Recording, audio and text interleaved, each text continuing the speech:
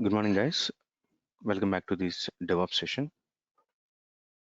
Today we'll see how to launch an EC2 instance in Windows.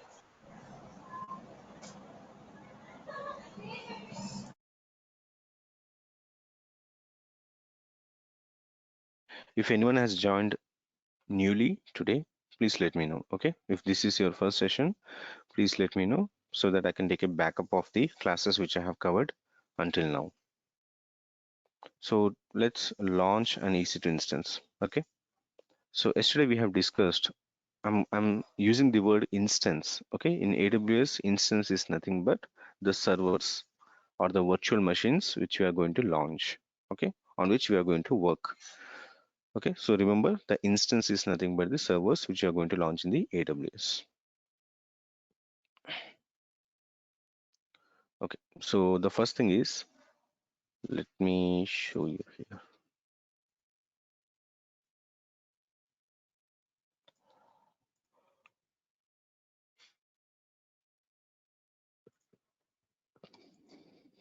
So instance,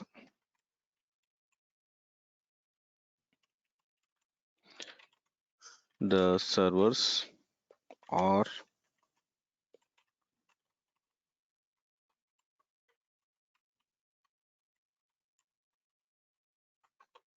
okay. The next thing is instance pairs.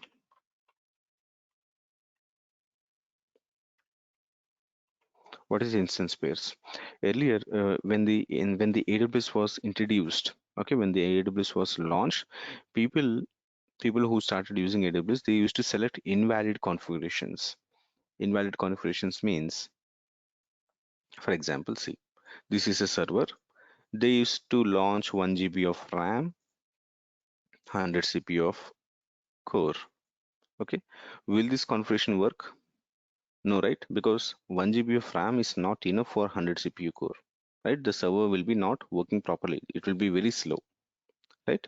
It's like attaching a bike engine to a bus, right? It will not work, right? Bike engine will not support a bus, right? So in the same way, they used to select invalid configurations. They used to select, like, 100 GB of RAM, 1 CPU core. Will this work? No, right? 1 CPU core is not enough for 100 GB RAM. Both should be properly compatible, right? RAM and CPU and hard disk space, all these things should be compatible.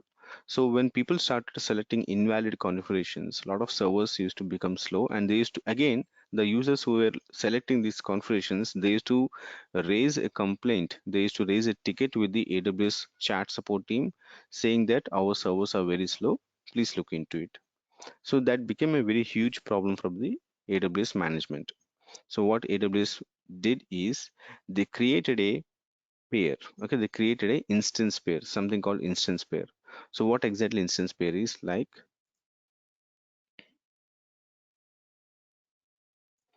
By default, they have created a set of RAM and CPUs. Okay, by default, they have created a set of RAM and CPUs, and they have given some names to it. Okay, for example, 1 GB of RAM, 1 CPU core. Okay, they have given to this configuration, they have given a name called T2 micro. Okay, T2 micro is the name which they have given to this particular configuration. Similarly, for 2 GB of RAM, 2 CPU core, they have they have given something called,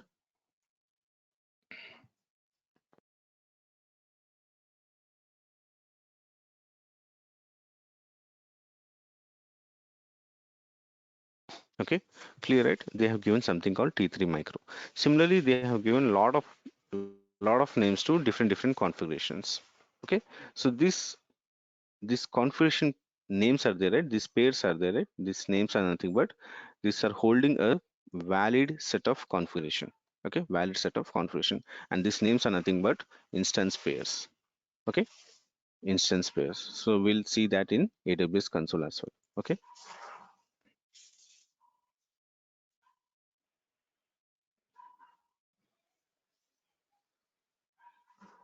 Okay, so what we can say, instance pairs are nothing but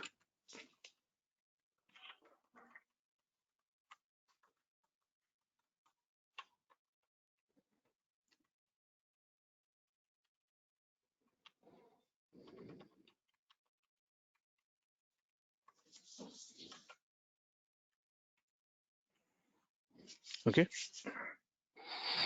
so that is instance pairs.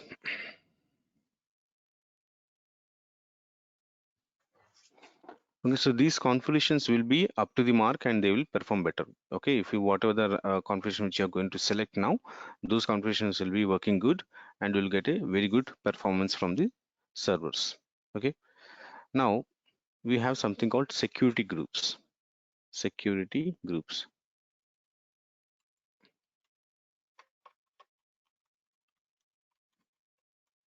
What are security groups? Have you guys ever heard of the name called ports? Have you ever heard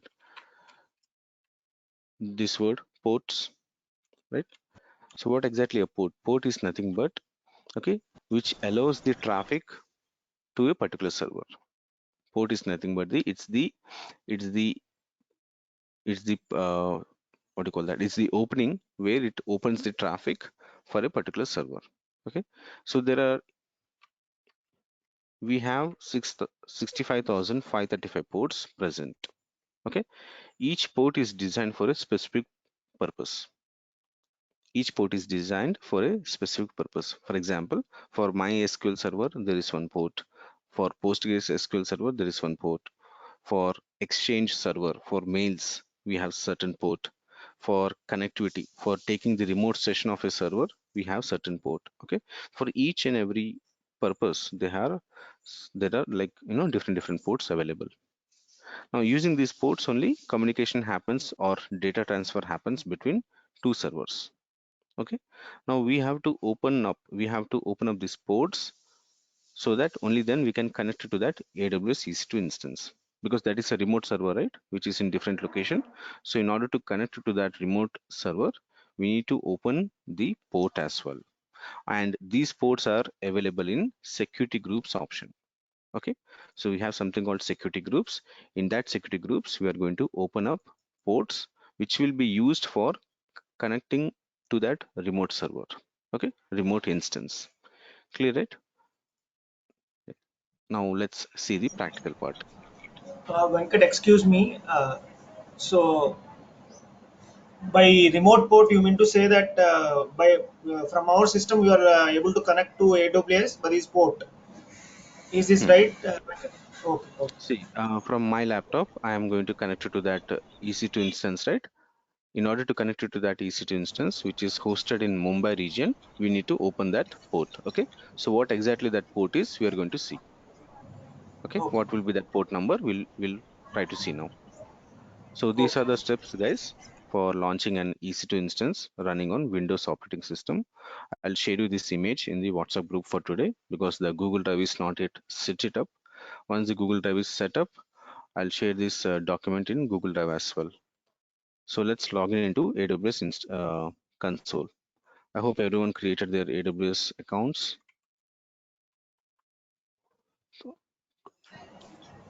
Yes, yes, Venkat. Yeah. So if not, please create your AWS accounts. Only then you will be able to create. You will be able to start your practicals.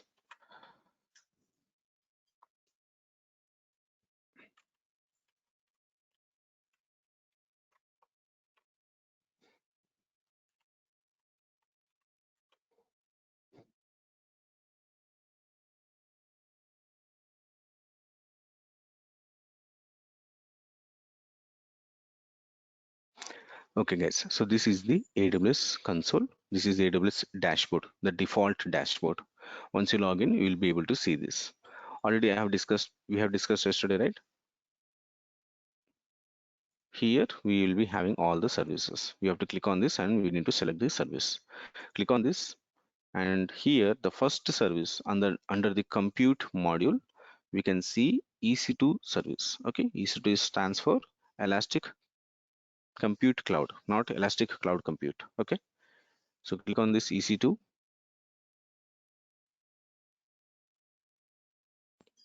and here you will be managing, you will be launching, okay, all the EC2 servers. Okay, so I'm going to use the term instance from here onwards. Okay, whenever I use this term instance, it's nothing but a virtual server. Okay, virtual server running on AWS cloud. Okay, Now we have something called launch instance. See this, the orange button. Click on this launch instance. Click, select the first one, launch instance. Okay. So here we'll be having total of 8 stages. Let me write it down here. Total of 8 stages. 8 stages of what? 8 stages for launching an instance.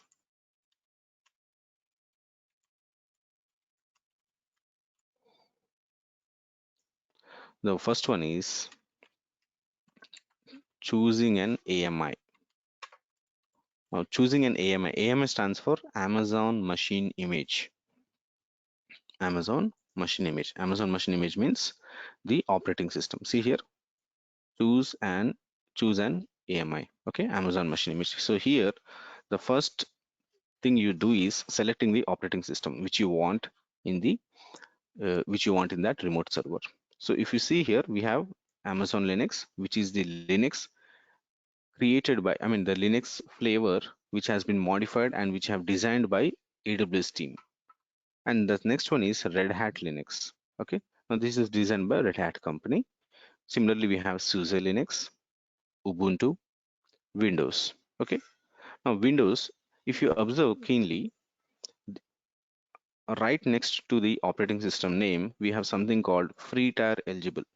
Now, free tier eligible means that it is available, it is free for the free tier account users. Okay, which means that if you are going to create a free tier account, you'll be not charged anything if you select this operating system. Okay, not, see, using free tier account doesn't mean that everything is free in AWS. Only few services are free. Okay, nothing will be free in this AWS. Okay, so only few services, few things are free in this AWS free tier account.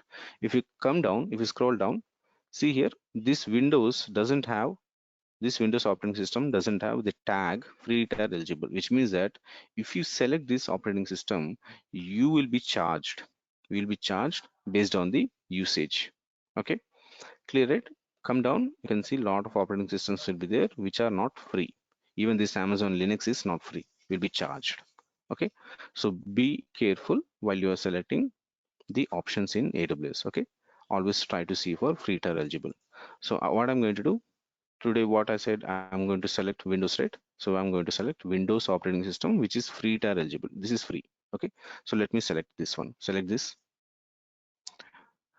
After that, the second stage is instance type. Instance type.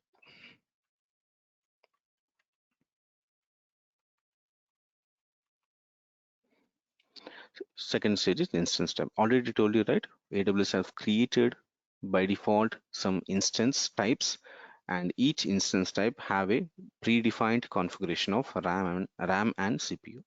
Okay. Now if you see here, T2 Nano, this is having one CPU core, half GB of RAM. T2 Micro, this is one CPU core and 1 GB of RAM. Similarly, T2 small, T2 medium, these all are different instance types. Okay, if you come down, if you scroll down, there are like supercomputers. Okay, supercomputers configurations. See this, 96 CPU core, 768 GB of RAM. Okay, if you come down further, you can see here 128 CPU core, 3904 GB of RAM. Now this is something, called as supercomputer, and this will be not useful for us. This will be super fast, but this will be not useful. Never ever select these kind of configurations. You will be charged in lakhs of rupees. Okay, we will be charged in lakhs of rupees, so don't select these kind of configurations. Always stick with the three first three one. Okay, since you're practicing, the first three are enough. So here, if you see free tier eligible, if you select this one, this will be free for you. Okay, not completely free. 750 hours of free usage. 750 hours. So 750 hours means what? If you convert it into days, it is 30 days. Okay, if you run it for 24/7, you can run it for 30 days free. Okay, so select this T2 Micro, which is having one CPU core and 1 GB of RAM. This is the instance type is T2 micro. This comes under T2 family. Okay, click on next. The next one is configure instance details. If you see here, the first line, I told you, right, we can launch any number of instances within fraction of seconds. If you select this, if you want to launch 100 machines, you can give 100 here. 100 servers will be launched. If you want to launch 10, just give 10. If you want to launch 1, you have to mention 1 here. Okay, the number of instances which you want to launch, you have to mention here. Clear it? So let me write it here.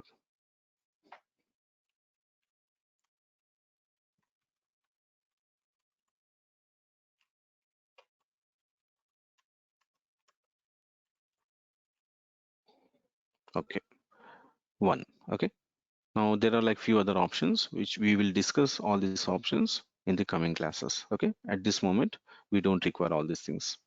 Click on next. The fourth one is adding of storage. Each server will need some storage, right? So we are going to add storage as well. By default, in AWS, we'll get 30 GB of free usage for a Windows operating system. Okay, for a Windows operating system, we'll get 30 GB of free usage. See here, they have mentioned here, free tier eligible customers can get 30 GB of free usage.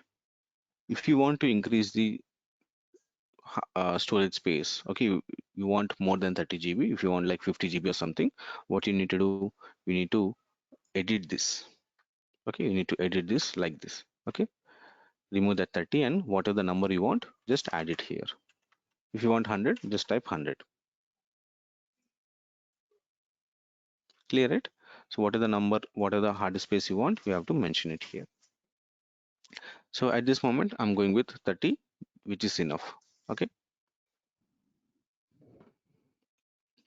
click on next. Tags. Okay, adding of tags. Now adding of tags is nothing but adding some name to that server. Okay, we can add names after launching these servers as well. This is not a very important step. Okay, you can skip this step if you want. Clear it? So let me add some name. Okay, name here and value. Let me take first Windows server. Okay, this is the name I'm giving. You can give anything. Okay, I'm giving this name because this is our first server, right? So I'm going this first Windows server. So name should be here and value should be something like this. You can give anything, web server, application server, testing server, whatever you want, you can give it here. So let me write it here. The next step is add storage. The next one is add tags, and the next one is configure security groups. Right, so the adding of tags is complete. Click on next. Here I told you, right, we'll be having security groups. In security groups we are going to open ports. Using these ports only, the traffic of that server will be managed. Whether you want to allow the traffic or disable the traffic, deny the traffic, you can do it from here. So what I'm going to do, see here, I'm going to create a new security group. Okay, I'm going to create a new security group. The security group, you can give it something. Okay, you can name the security group here if you want. I'm going to give web security group. This is the name I'm going to give. Okay, you can give any name. I'm giving this web security group. Here, if you see here, what are the ports you want to allow, what are the ports you want to open, you can give it here. By default, this is a Windows server, right? We are opening up we are launching a Windows operating system server. So in order to connect it to Windows remote server, we should open a port called RDP. Okay, RDP, you can see here, RDP. Clear, right? The number of RDP port number is, the port number of RDP is 3389. Okay, 3389 is the port number. Clear it? Now RDP stands for remote desktop protocol. Okay, remote desktop protocol. Using this protocol only, we can connect it to that Windows server. Okay, Windows server. In Linux servers, we'll open a port called SSH. We'll open a port called SSH. The port number of SSH is 22. We'll discuss that SSH port number tomorrow. Okay. Now, as of now, you understood, right? RDP port should be open for connecting to Windows server. The Windows server, the port number of RDP is 3389. In interviews, they might test your basic knowledge, whether you have knowledge about these port numbers and all or not. Okay, so try to remember like few ports, 5 to 10 ports you should be able to remember, important port numbers. Here you can see source. Source means who are going to connect to that Windows server we are going to launch. Okay, the server which we are launching, right? Who are going to connect to that server? Here we have three options: custom, anywhere, my IP. If I select my IP, this is the IP address of my laptop. Okay, my laptop. I can verify, I can show you. Okay, I can show you here as well.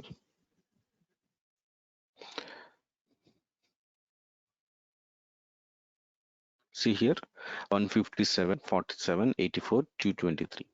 This is my IP address. See this?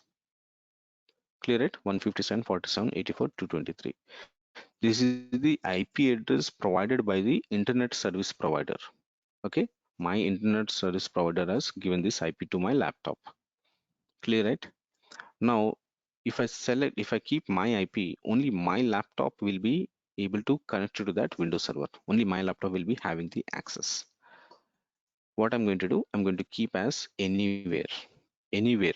Anywhere means any person who is having a laptop, who is having internet, they will be able to connect to that server. Okay, any person in this world who are having internet can connect to that Windows server which you are going to launch. See, immediately after keeping anywhere, AWS is giving us a warning. What is the warning? The warning is that opening up anywhere ports, okay, keeping this anywhere option, this will allow everyone to connect to that server, which is not a very good option.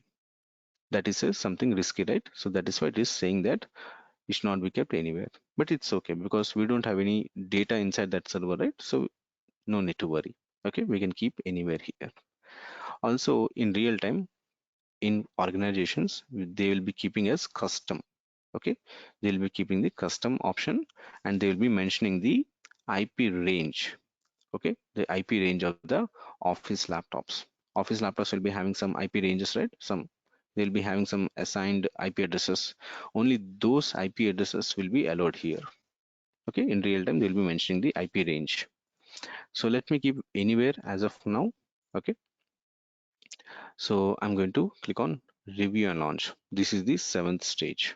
Okay, review and launch. Now in the review and launch, you can, what are the options which you have selected as of now from starting, selecting the operating system, selecting the instance type, security group, instance details, storage, tags, each and everything will be shown here. Okay, it's like, final stage before confirming, before launching the server, you can confirm it. Okay, so this is the review option. What are the options you have selected? You can see here. And if you want to change that, you can click on the right hand side. Okay, there is an option called edit option. You can click on that edit option and you can modify that value or option which you have selected. Now this is the seventh stage.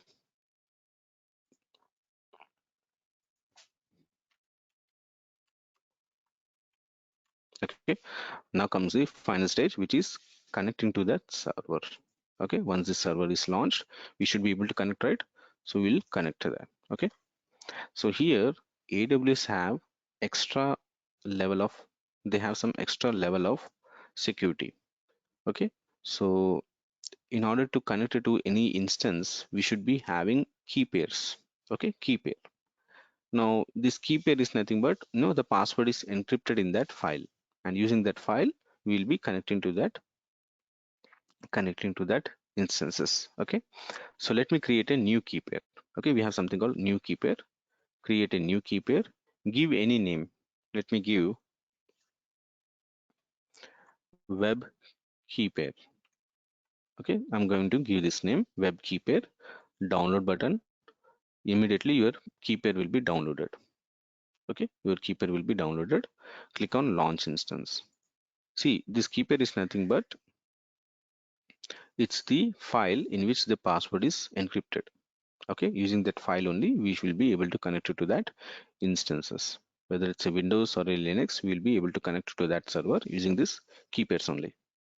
Okay, click on view instance.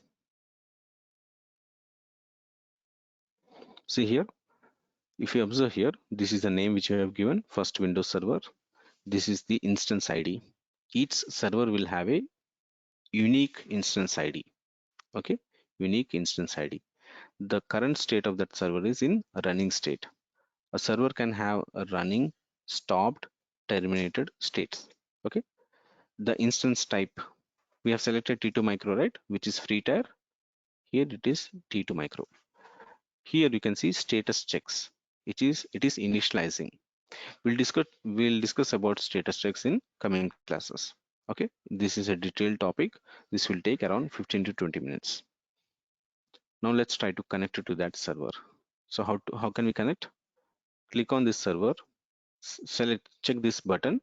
I can see here public IPv4 address, public IPv4, or what you can do, select this, click on connect. On the top we have something called connect, right? Click on connect.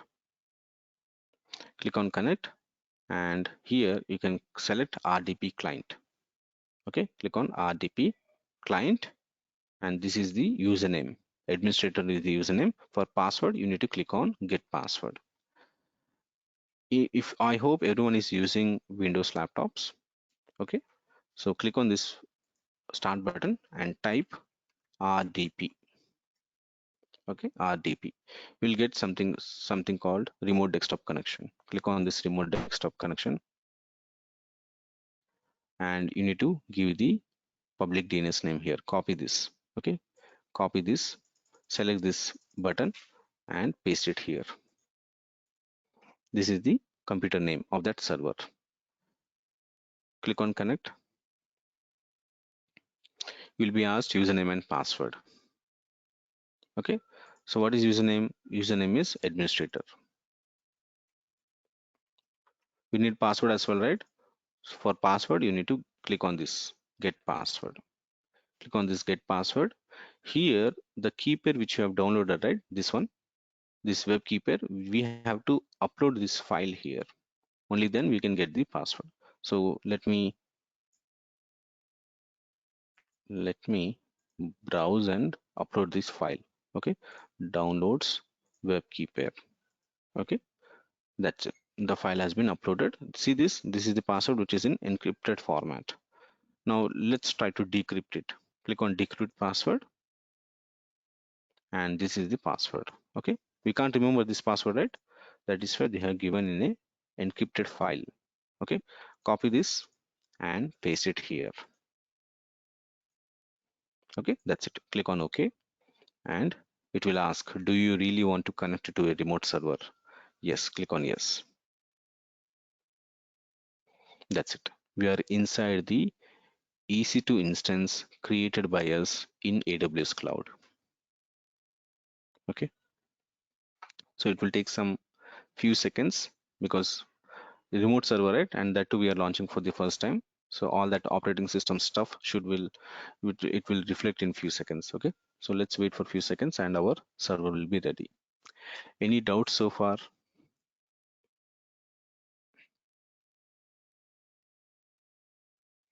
Any doubts, guys? Okay, so this is our server, our Windows uh, EC2 instance. This is ready. Okay, now we can start working on this server as usual. Okay, installing the applications, creation of databases, or configuring the Active Directory, whatever we want, we can start working on this server. Okay, this is how you launch a EC2 instance using operating system Windows in AWS cloud. You can observe here. See this part. Host name. This is the host name of EC2 instance. Instance ID, the public IPv4 address, private IPv4 address, instance type. We have selected T2 micro, right? See this T2 micro. Availability zone AP South 1A, which means Mumbai. Architecture 64-bit AMD. How much RAM? 1 GB of RAM. See this. Okay. So this confirms that we have launched the right server. Okay. So this is how we use 8 steps for launching an EC2 instance in Windows. Tomorrow we'll see how to launch an EC2 instance in Linux operating system. Okay. So any doubts so far?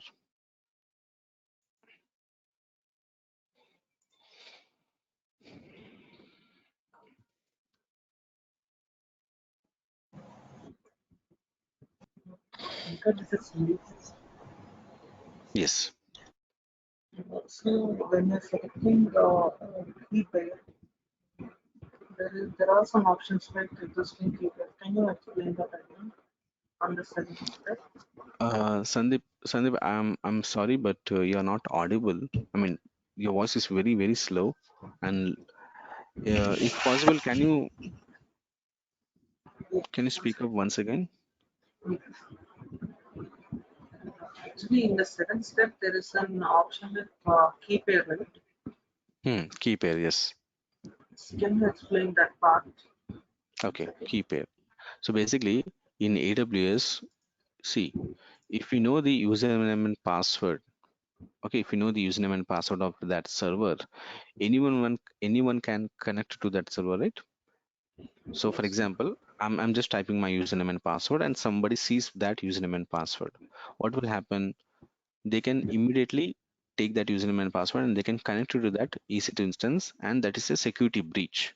So in order to remove that, in order to avoid that security breach, AWS have added an extra layer of security that is called as key pairs.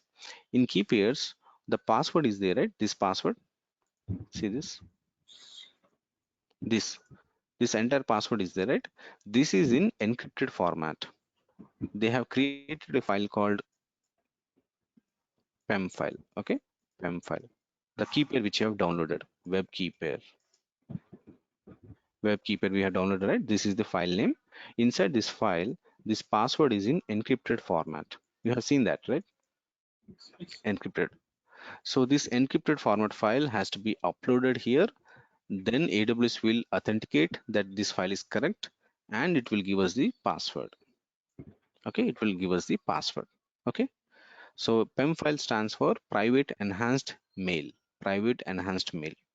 Now this is not important for a DevOps engineer. What is this and all? Okay, but I'm just telling you for your information. Private enhanced mail. This file is used for authentication purposes.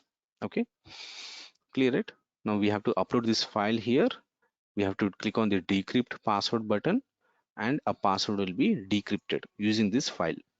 Now using this password, we are going to launch our EC2 instance. We are going to go inside the EC2 instance. Clear it? I hope that cleared your doubt. Yes. Okay. Any other doubts, guys? So once your work is done, shut down the once your work is done, shut down the server. Okay. So how do you do that? Go back to EC2.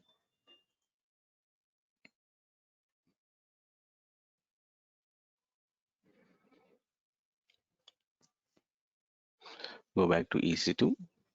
Click on instances. Okay. Click on instances.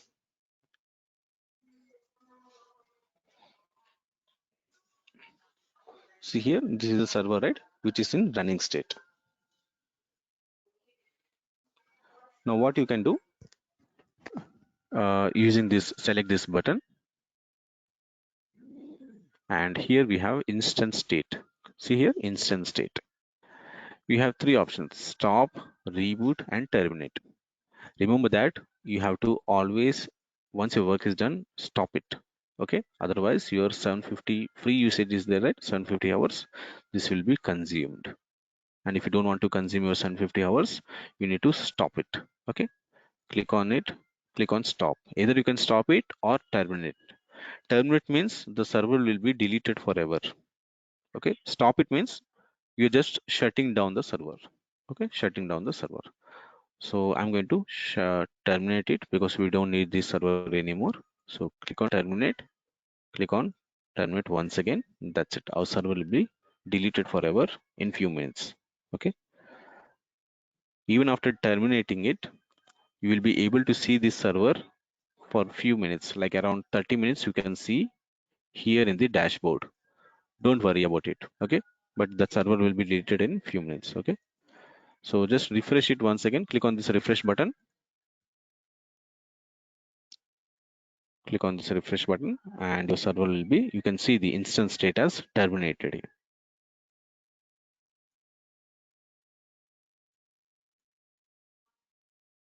Okay, see here, it is terminated. It is terminated. Okay, which means that the server is deleted forever. Okay, you can't log in into the server. You can't log in into the server anymore. So, but if you want the server to be there because you have some work and you want to log in later, what you have to select? You have to select stop instance.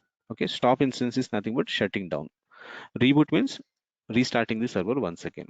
Okay, so this is how you manage your instances in AWS. Tomorrow we'll see how to launch an instance in Linux operating system. Okay, any other doubts, guys?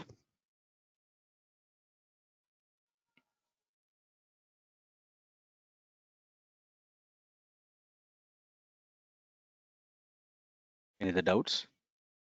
So anyone has joined newly today? No, right? If anyone has joined newly today, please let me know. And if anyone is yet to be added to WhatsApp group, please share your mobile numbers. Okay. Venkat, as part of the role of a DevOps engineer, does we have to create instances, or what's the Yes. kind of work? Okay, It depends upon the project requirement. Launching an EC2 instance is a very basic task. yeah, What will be happening in the real time is that you will be getting some tickets like in ServiceNow or Remedy or any other ticketing tool. You'll get a ticket or incident, and you will get a email confirmation as well. In which all the entire details will be given to you. What should be the instance name? What kind of what kind of instance type you have to select? What kind of operating system? How many ports has to be opened? How much will be the storage space? All the things will be mentioned inside the ticket or mail, and based on that details you have to launch an instance. Okay. okay. And also, could you, in future sessions, as a request, this is my request, could you just tell us what will be the, on-job duties of a DevOps engineer in different roles? Like, there are so many different roles for DevOps engineer, right? Like Yes. DevOps, I don't know, I don't know, DevOps architect or DevOps. Um, there are so many roles. So could you just give us some details about what these roles are, and what we have to do in these different roles? If time permits, and if you can give us, it will be fine, Yes. good to Yes. us. We'll focus on that. We'll focus on that Okay. as well. Okay. Okay. We'll focus on that as well as the class continues. Our classes continues. I'll include that as well. Why this particular concept is being used? What is the role for that in a DevOps engineer's life? All these things will be discussed. Okay. Okay. Okay. Thank you, Venkat. And see, today is Thursday, right? Yeah, today is Thursday, and tomorrow will be our class, and Saturday, Sunday is off. And this week, okay, until next Wednesday, our classes will be a little bit slow. Okay, because new people will be joining, right? So I'll be taking the classes, but it will be going on a little bit slowly. Once the batch is confirmed, the number of people who are going to join these classes are confirmed, I'll be increasing my speed. Okay, increasing this speed means the classes will be going on continuously, and what are the speed I'm actually teaching you, it will be a little bit increased. Okay, I'll be teaching you in a little bit faster manner. Okay. Okay. So that the curriculum which I've shared you in the WhatsApp group yesterday, that is an old and outdated one. I need to modify it. I need to add Kubernetes and Terraform in it, and I'll modify it and I'll add it once again. Okay, I'll share that curriculum once again today. Okay, so you can ignore that yesterday's curriculum. Okay, any other doubts?